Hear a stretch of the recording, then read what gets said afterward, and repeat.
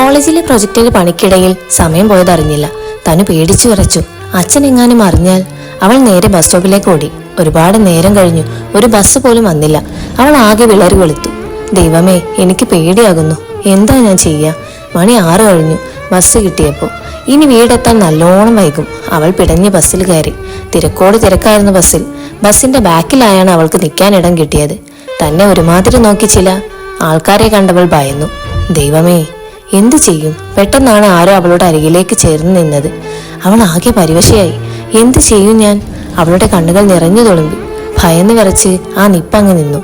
ആ നിമിഷം ഒരു കണക്കിന് അവൾ ഊളിയിട്ട് സ്ത്രീകൾ ഇരിക്കുന്നിടത്തേക്ക് രക്ഷപ്പെട്ടു. വീടെത്തിയപ്പോഴേക്കും അച്ഛൻ അവളെയും കാത്ത് വാതിൽക്കൽ നിപ്പുണ്ടായിരുന്നു. അവൾ തല താർത്ത് നടന്നു. നിക്കവിടെ, നീ എവിടായിരുന്നു? അത് അച്ഛാ, എന്റെ പ്രൊജക്റ്റ്. തന്നെ സ്വരം താഴ്ത്തി പറഞ്ഞു. ഠേ, പൊടുന്നനെ കരണം പുകയ്ക്കുന്ന അടി കിട്ടി. ഏതവന്റെ കൂടെ തെണ്ടാൻ പോയതാടി? അവൾ കരഞ്ഞുകൊണ്ട് മുറിയിലേക്ക് ഓടി. അന്നും അച്ഛനും അമ്മയും പൊരിഞ്ഞ അടിയായിരുന്നു. പണ്ടേ അതങ്ങനെയാ.